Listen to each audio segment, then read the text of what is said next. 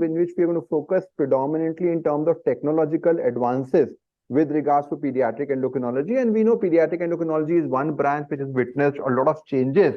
And often when we talk about technology, we traditionally have been talking about how new devices have come up, or whether you've got a new way of giving glucose monitoring, or you're doing some new insulin. But what we're talking about technology today is to how these protocols are properly implemented at the last point. And this is what the aim is, to develop point of care tools which can help out in terms of improving technology. So our aim has been to develop tools which can be implemented in different regions, across resource settings, across the different exposure in that regard. And we'll be focusing about how these point of care tools can help guide 5 key disorders in the form of growth, puberty, thyroid, glucose, and electrolyte disorders, and how we can individually look at in terms of evaluation, assessment, and management of these disorders. iPedendo basically is a way in which we want to go out in terms of developing tools which will help in terms of evaluation of these key disorders using a very novel approach of mobile application, which has been there now for some time, but we have been keep on editing them in terms of improvement. So our work with regards to pediatric endocrinology actually started maybe around 13-14 years ago, when we started with workshops on different disorders. This was much early. Then we gradually developed those workshops into 6 modules, which were in the form of a practical pediatric endocrine course, which we conducted across the country. Then we realized it's going to be difficult to keep on conducting programs in that extent. So we went on to social media in terms of YouTube, in which large number of videos were available. We started an on-site fellowship around 6 years ago, and till date we have got 11 fellows who have joined who have done or are doing the clinical fellowship in that regards. Then we realized that we also need to spread out the message, and that led to the development of MedEClasses around 5 years ago, which is a portal dedicated towards improvement in pediatric endocrinology, which then further led to the publication of multiple books, and then the mobile application. And we are going forward in terms of these regards, and we'll talk about the subsequent developments which are happening in that regards. One of our important interventions is the e-learning tool, which is in the form of a YouTube channel, which has got extensive resources. Pretty much everything about pediatric endocrinology is there, and it's quite widely viewed across the globe as well. We have got our website, learning.growsociety.in, which provides validated courses with regards to various aspects of pediatric endocrinology, and they range from small courses like growth, puberty, to more specific and larger courses in the form of the fellowship programs, as well as the pediatric endocrinology for postgraduates and other programs in the form of, which are available on an online or an online on-site hybrid model. We have got 3 key books which focus from practical approach to basic to advanced pediatric endocrinology, which provide a comprehensive understanding of these tools. But what we realize essentially is that with all the knowledge and resource, ultimately, when you are seeing the patient for the first time, you may get puzzled in terms of how to implement all the knowledge, and therein the confidence becomes a bit difficult. And whatever you remember will not always be a sort of a standard of care, and often that results in errors. So there is a need in which we really combine between the knowledge which is there in terms of available, in terms of resources, in terms of guidelines, in terms of algorithms, with what we really practice in that regard. So how do we do that? There are multiple factors required. You need to decide about which tests to order. You need to look at the interpretation of each and every clinical sign, as well as the investigations. You have to then decide about what treatment is there, and that's why you need to have a very comprehensive approach on that. So we tried to develop a solution which can help out in all of these things in terms of analyzing the symptoms, interpreting the key parameters, advising investigations, then comprehensively looking out on investigations and deciding about that treatment. And we realized that the most powerful device there would be a mobile application, because if you think of it, mobile app is available to everybody, and all of us keep carrying that mobile everywhere. If you talk about, let's say, a web portal based approach, it requires at least an office setting. So this can be used across settings, very easy to do, and you just develop and can be used across the globe as well, providing same standard of care at different regions in that perspective. So this led to the development of our mobile application, which was developed a few years ago, which is in fact the most downloaded endocrinology app all across the globe, with number of installs and a lot of publication that we have done in that regards. The way we structured this is to develop pathways which provide us guideline-based approach in an algorithmic manner. You have to question and answer, and you will get the final diagnosis in that regards. There are approach pathways and management pathways. So they will guide stepwise management and approach. Suppose you want to know about hyperkalemia, it will ask about specific conditions, and then we'll go in terms of diagnosis. More recently, we move more towards interpreters, which are instantaneous, because now the general tendency, you don't want to go and wait for a long time. So you just put in some data, like in the form of a thyroid interpreter, you interpret the thyroid results and you get the results automatically. Similarly, the bone age interpreter, which has been published and validated, which provides a wide, and we'll discuss about this tool as well as more disease-oriented interpreters, in which based upon your symptoms, we will then decide about what workup is required and how do you reach a particular diagnosis. So we've got multiple interpreters like puberty interpreter, obesity interpreter, DSD interpreter, which really guides, and we are working on a combined electrolyte, calcium, and glucose interpreter, which is going to help out in that perspective. Now, once you order a test, you need to really understand the intricacies of when to do, how to interpret, and age-related. So, of course, we don't have all the information, and that's why we have put it every detail in the diagnostic section and information about every drug in the therapeutic section. So within the app, you can actually, once the patient comes to you, decide about what investigations you want to do. You can then decide about how to send and all the information is there. Once the results get in, you can interpret those results, then you can prescribe and you can know about the particular drugs as well. So we sincerely hope that this endocrinology application is the bridge between the evidence base and the practice. So this is expected to result in evidence-based practice, and we already have publications which have shown its improvement in care in terms of decay, growth, and bone age assessment. And we are working in terms of validation for many more disorders like diabetes, DSD, puberty, obesity, thyroid, and it was 3 major organs: the hypothalamus, the pituitary, and the gonads, which are the testes and the ovaries. So you've got GnRH, LH, FSH, and estradiol and testosterone. Now, LH and FSH have separate effects on the testes and on the ovaries. The most important gonadotropin in boys is LH. The most important gonadotropin in girls is FSH. LH deficiency in boy will cause complete absence of pubertal development. FSH problem will cause infertility. Complete absence of FSH action in a girl will cause zero development, so complete delayed puberty. Complete absence of LH receptor action will cause anovulation. So this is how you need to understand the difference from that in that perspective. There are peripheral players like adrenals, which also produce androgens, causing contrasexual precocity in girls, as well as causing precocious puberty, which is peripheral in boys. Adrenals also give an important clue in terms of etiology of delayed puberty. So if your both adrenarche and gonadarche are suppressed, you are dealing most likely with a multiple pituitary hormone deficiency or a constitutional delay of puberty and growth.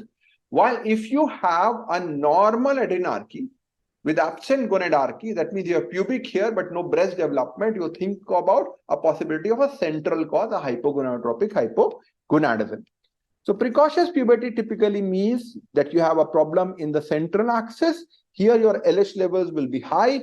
In boys, you will have enlarged testes beyond 4 ml, which will give you a clue. Most cases will be idiopathic, but if you have a girl below 6 years of age, and if you have any boy with precocious puberty, you have to think of a pathological cause. Peripheral could be because of testes, ovaries, or adrenals, much more common in boys as compared to girls. In this scenario, in boys, you will have a small testis, which will indicate a peripheral etiology with a LH, which is undetectable. Delayed puberty is more of an act of omission. Problems which are act of commission, which problems are happening in the hypothalamus, hypogonadotropic hypogonadism. Most common causes constitutional delay of puberty and growth. When you say CDGP, everything is slow. You will have no pubic hair, you will have slow growth, but they would have a normal mini puberty. So they will have normal penile size. So in boys context, if you're thinking of a boy with CDGP, typical case will be short, family history of delayed puberty, no pubic hair development with a normal penile size, no anosmia, no neurological features, and that will give you a clue in that regards. LH will be low. While if you have a peripheral cause, typically you will have hypergonadotropic. The most important parameter to look at will be FSH. So most important investigation in precocious puberty is LH. Most important investigation in the delayed puberty is FSH, which will give you a clue in that regards. Now, precocious puberty is much more common in girls, or I would say the girls are more likely to come to you with even slighter normal variants of precocious puberty. 90% will be physiological. In boys, you will have higher chance of pathology. So if you have a boy with precocious puberty, and on the contrary, you have a girl with delayed puberty, you should worry more than if you have a girl with precocious puberty and a boy with delayed puberty. So the chances of pathology become important in that regard. So we can have a few, Dr. Dhwani, you can come up and start off the discussion from here. Thank you, sir. So precocious puberty in girls is basically, puberty in girls is basically defined by puberty, thelarchy, and menarche. Puberty before 8 years or thelarchy before 8 years is considered precocious in girls, and menarche before 9.5 years is considered precocious. If we were to compare the etiologies based on the thelarchy and puberty, so no thelarchy but presence of puberty, this goes in the lines of an premature adrenarche. If we have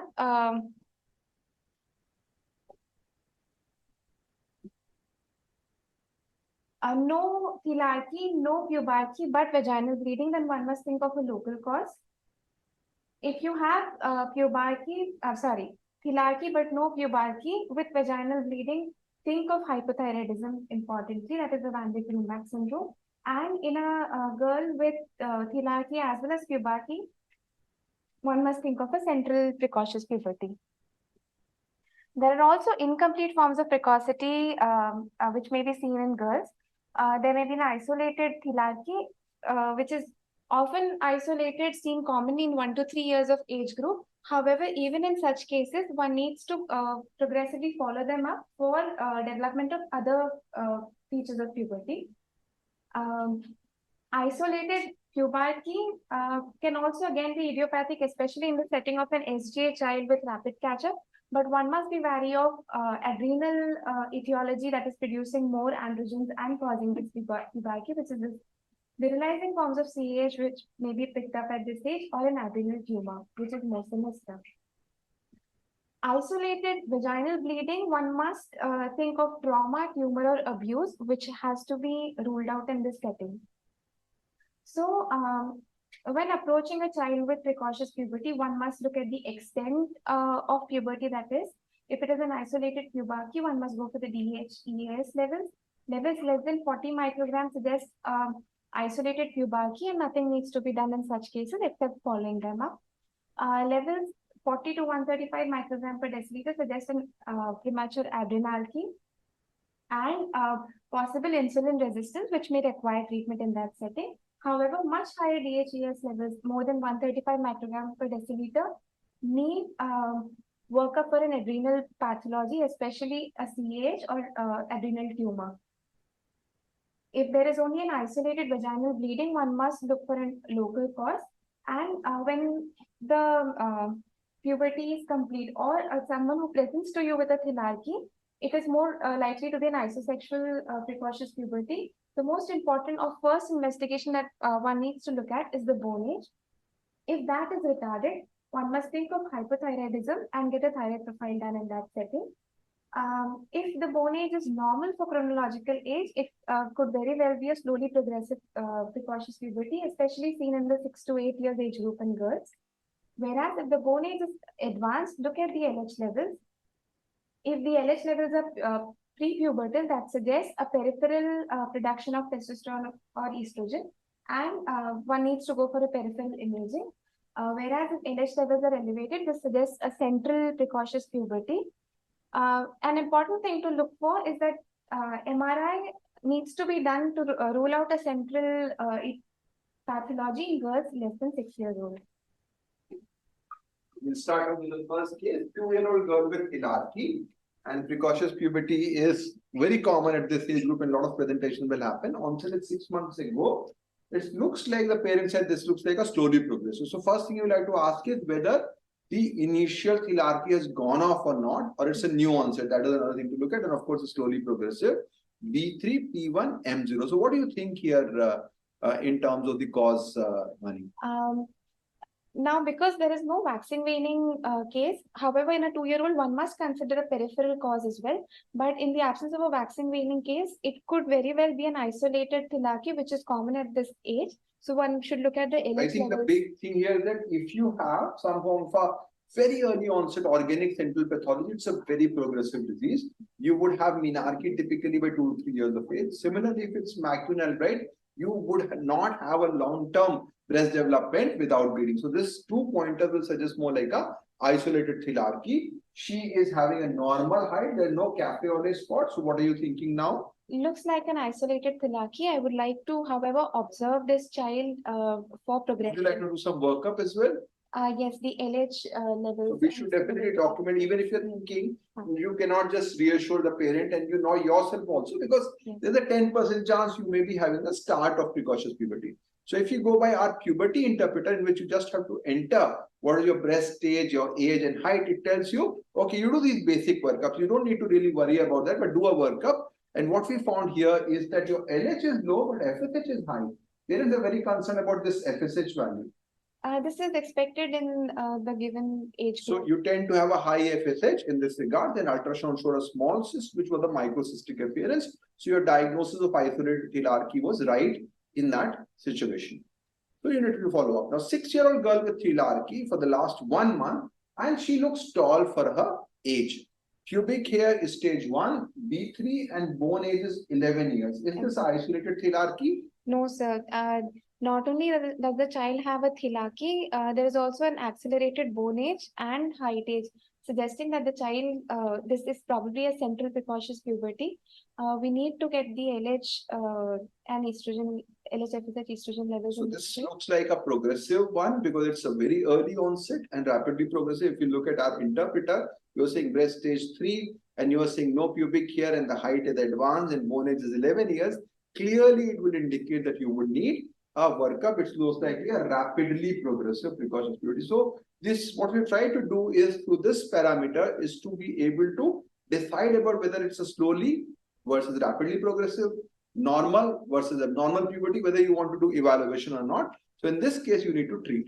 6-year-old girl with pubarchy who was normal birth weight, height seems to be high for this girl.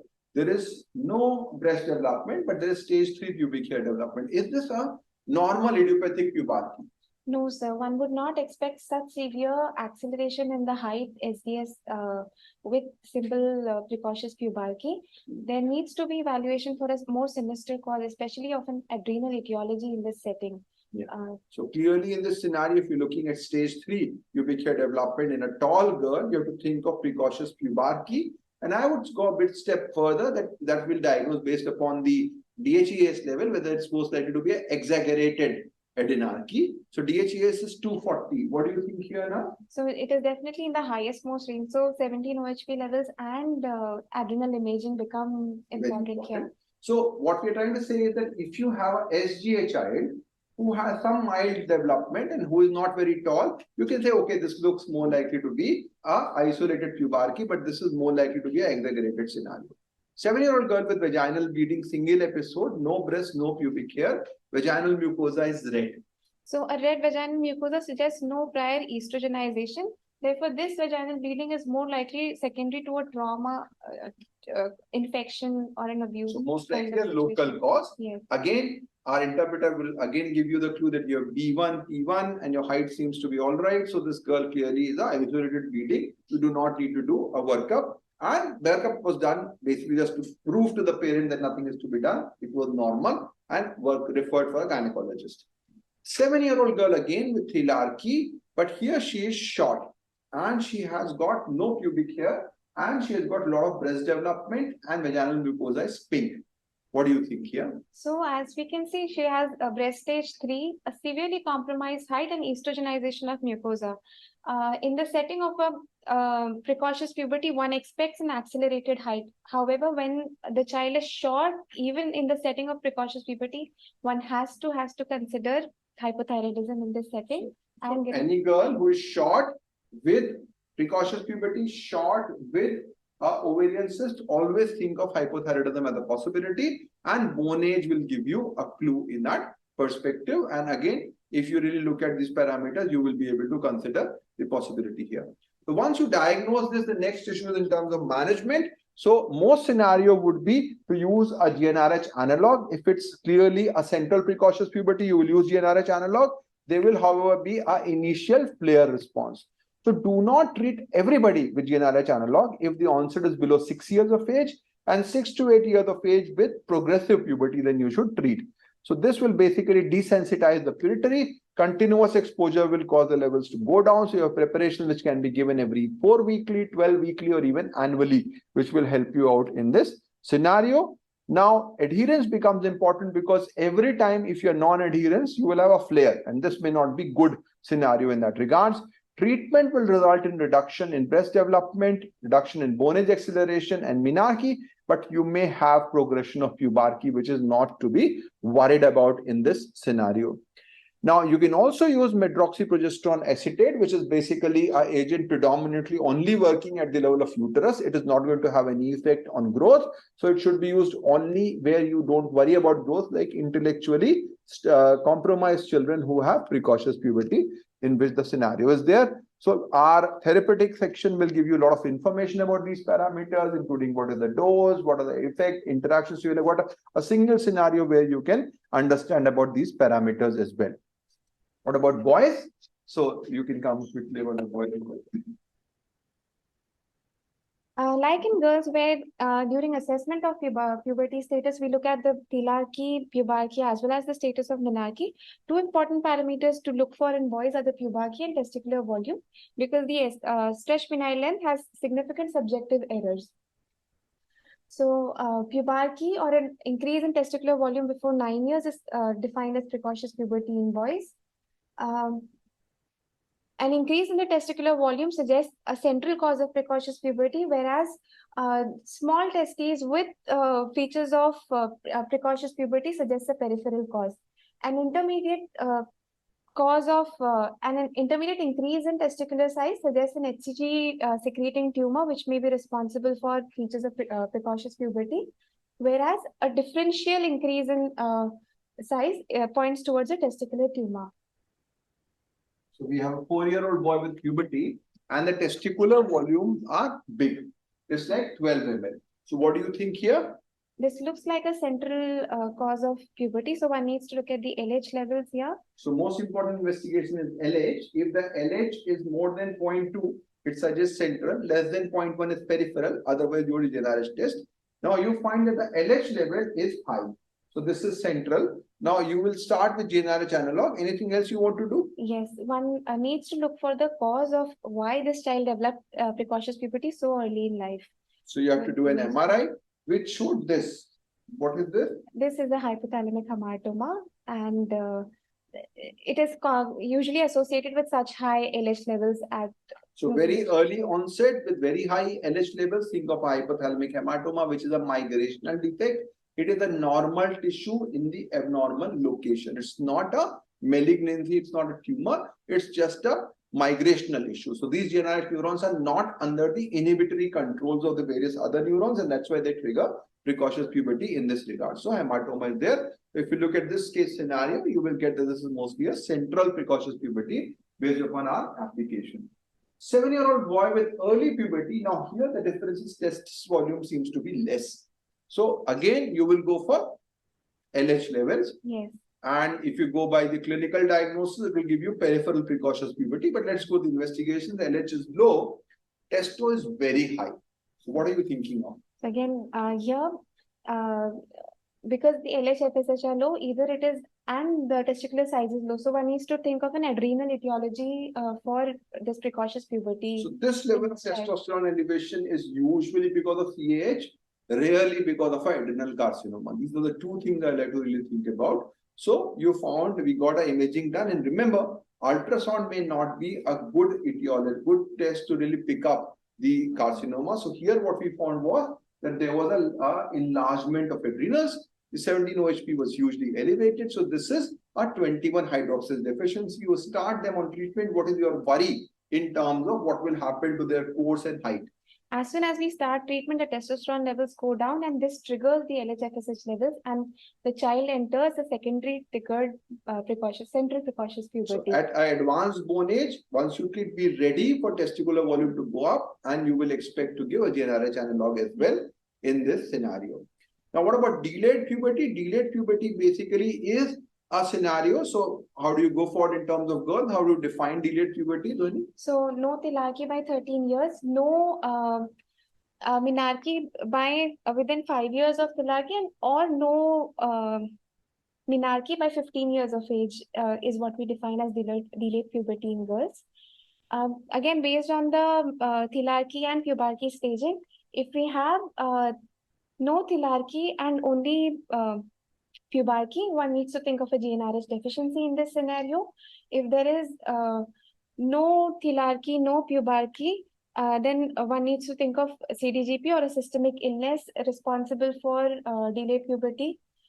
In the setting of tilarchy with no pubarchy, one needs to keep in mind androgen insensitivity syndrome. And if both these are present, tilarchy as well as pubarchy, but the child has not attained, if it's a amenorrhea, primary amenorrhea, then one needs to consider Mullerian malformation or vaginal septum in this setting. So, workup of a child, a girl with delayed puberty, the first step involves screening investigation. That is, you rule out systemic illness, a thyroid disease, or prolactin. Usually, hyperprolactinemia is associated with secondary amenorrhea. However, in certain number of cases, it may be present as the primary etiology responsible for delayed puberty in girls. When the screening investigations are normal, you go to the gonadotropin levels. If they are high, a high gonadotropin level suggests an ovarian failure. So, go for karyotype. If the karyotype is suggestive of Turner, then that is how you proceed. In the setting of a normal karyotype with high gonadotropin levels, go for genetic workup for primary ovarian failure, or look for other causes of primary ovarian failure, that is like pseudo-hypoparathyroidism that you may consider. If the karyotype is suggestive of 46XY, you will again have to look for steroid metabolites and genetic workup in that scenario. If the gonadotropin levels are low, then you may go for a GnRH agonist test or an MRI to look for a central etiology of for the same. You're a 16-year-old girl with delayed puberty, no breast, no pubic hair, and the height is low. So she's short, and the weight is 28 kgs. What do you get the information from this? You have got a short girl where no height, no pubic hair, no breast. So this is either possible in the setting of 16 years. So definitely we will not be considering something like CDGP here. Low height and weight also again on the lower side, no development, looks more like an NPHD so kind NPHD of girl. slash systemic illness. That will be the two strong possibilities here. These teratogenic defects are the other ones which will cause basically a problem in terms of pubarchy and breast development, but the height would not usually be so compromised. So LH and FSH are very, very low. So we will now like to do a MRI in this case, as you said in your protocol. No, if there are no other features of there is hypogonadotropic hypogonadism. Hypogonadotropic hypogonadism may be isolated. Okay. So what is causing this hypogonadotropic hypogonadism? Is it alone good enough to explain this height of 135? You have to look at something else as well. So if you look at these parameters and we input on that, now there are so many other possibilities. So this will probably give you a more generic talk about delayed puberty. You have to work up, but the first thing it will say you have to work up for a common causes. So CBC, thyroid, prolactin, and TTG. So this is a very, very short girl. She has anemia and she has clubbing, so TTG becomes important. So as you said, if you have very short girl with no pubic hair, no breast development, think of a possibility of systemic illness, and celiac will be important. So 12-year-old girl with growth failure, she's short and lean, and you got this picture. So what do you think? So short girl with some webbing of neck, increased carrying angle, looks like Turner syndrome, but yes, again, so P1, again commensurate with Turner syndrome. She has brachycardia. FSH is high and she was advised growth hormone. Do you agree or you want to do something else? While this is a classical picture of Turner, one has to get karyotype done to confirm the diagnosis, to look for Y mosaicism in this scenario before going ahead with growth hormone or any other therapy. So very important is don't miss a karyotype abnormality, because if you have a Y cell line, there will be a risk of ovarian carcinoma, gonadoblastoma may happen. So this girl later on presented with abdominal lump and then it was found to be a Y line. So always go for karyotype. You should not miss on karyotype. 15-year-old girl with primary amenorrhea, height is 132, webbing of neck is there, FSH is 120, karyotype is X, estradiol 20 microgram per day was started. Do you agree with this? No. For induction of puberty, we start with 1/10 of the 10% of the adult pubertal dose. So if we go by an interpreter, it will guide us to the dose of estrogen that should be started, the preparation that should be that is preferable. So generally we will prefer usually a 17 beta estradiol, and you will start at around 10%. It will be like 0.25 milligram of estradiol valerate, and then you can gradually build it up over 2 to 2.5 years. Don't do too rapid one, otherwise they will have an issue in terms of breast development, compromise uterine size, compromise height, everything will be compromised. 13-year-old girl with Turner syndrome, diagnosed at 7 years of age, has been treated adequately. The parents are very concerned about whether they can do some form of fertility preservation. So what do you advise? So the next step here is to look at the ovarian reserve, which is guided by the AMH values. So the app also does the same. It will ask you the age, the AMH levels, and based on the AMH levels. So this girl had a good ovarian reserve, and it advised ovarian cryopreservation, which is the step to go forward. So basically, you can then get to know how you want to evaluate in that scenario. 16-year-old girl with primary amenorrhea, breast stage 4, pubic hair 1, no period. What are your thoughts here? Primary amenorrhea with again, this girl is tall for age, so this is a very characteristic thing that should prompt towards thinking in terms of androgen insensitivity syndrome in this setting. And so clearly this is a scenario where you think of there is estrogen which is there, but there is no androgen which is there. But this estrogen is not causing bleeding because there is no uterus. So it's basically a XY individual who has a lot of testosterone which is not working. So no hair growth at all, no acne. And the estrogen is produced a lot, so that is causing your breast development. But because there is no uterus, there will be amenorrhea. So this is a classical scenario. And if you look at this B4 with P1 with no menarche, you will get a diagnosis of primary amenorrhea due to a complete androgen insensitivity. So delayed puberty in boys, how do you define that, Mani? Delayed puberty in boys is defined by no testicular enlargement by 14 years of age. A stalled development wherein development started but did not progress or regressed. There is no role of defining pubic hair distribution or penile length in defining delayed puberty in boys.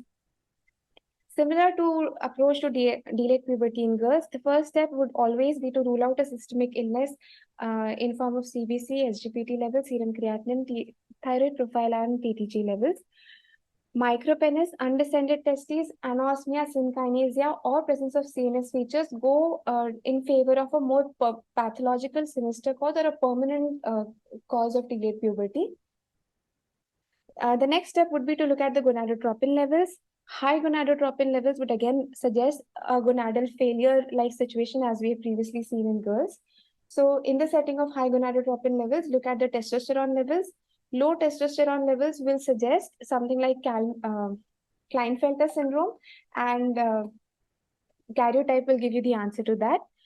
High gonadotropin levels and high testosterone levels will prompt you to look at the DHT. Although these children will also, along with delayed puberty, may also have some degree of genital ambiguity that may be present. So high LH, high testo, high DHT will give you AIS-like picture, whereas high testo and low DHT will give you a 5-alpha reductase 2 defect. If the gonadotropin levels are low, you look at the testicular volume. If the testicular volume is less than 1 ml, look at the inhibin B levels. Levels less than 50 suggest a permanent cause. 50 to 100, you go for a GnRH stimulated LH levels. If the levels are stimulated, then it is more likely to be transient. Whereas if there is no increase in LH levels, then it is more likely to be a permanent cause. With testicular volume above 1 ml and inhibin levels, if they are normal, you go for, it is definitely CDGP, whereas testicular volume more than 1 ml and inhibin less than 100, again go for stimulated levels. If there is a response, then it is more likely to be a transient cause, whereas no response to stimulated levels will point towards a permanent cause. So the major role here is to really differentiate between CDGP and pathological causes. So if you have a short child with no pubic hair development, family history, no micropenis, no neurological features, think of CDGP. But if your testicular volume is very, very small and gonadotropin levels are low, go for inhibin B, which will give you help in terms of classification from that perspective in that regards. If you have a 16-year-old boy with pubertal concern and you find onset was 13 years and stopped for the last 2 years, testicular volume is 3 ml, it's very, very soft, height is 170 centimeters, diagnosis CDGP. Now, do you agree with this diagnosis? There are multiple issues in this that clearly point against. One is that puberty had started. The second is a testicular volume of 3 ml, pubic hair stage 3, and a height that is not compromised. So, he is not short. He has got a stalled puberty, which is very, very important, and already has a pubic hair. So this cannot be CDGP. I think that's very important. So let's see. So as I said, these things are already not there. So you start thinking of something else and you find a big tumor. So this is something you need to be very worried about, that if you have somebody with delayed puberty, they may have a large craniopharyngioma. And this individual actually comes to us now also after around 15 years of treatment. I think he came recently. And there are a lot of other issues which are there in these scenarios to follow up. 17-year-old boy with pubertal concerns, onset at 12 years, now stopped for the last 3 years. So this is again not CDGP. Testis is 2 ml firm and gynecomastia. Now, how did this case different from the previous case? Do we also have the anthropometry? Height is 182. So this is a tall boy with stalled puberty, and unlike the previous case where the testicular volume was slightly more, had a softer consistency, another important thing here is the gynecomastia, which points towards an LH excess kind of situation. So like a hypergonadotropic hypogonadism, and the most common cause of stalled puberty with hypergonadotropic hypogonadism is Klinefelter syndrome. So clearly in this scenario, your LH and FSH were high, testo was low, karyotype was suggestive of Klinefelter syndrome, again, which gives you a diagnosis. So we have developed a puberty interpreter, which really based upon key clinical parameters, both for boys and girls, will be able to give you a right diagnosis with a high level of accuracy. So all you need to do is to basically fill in a few details and you will get the answer directly from that regard. This is available in the form of our app, which has got so many approach pathways, management pathways, which help you guide specific management, and you can download it through both Android and iOS stores.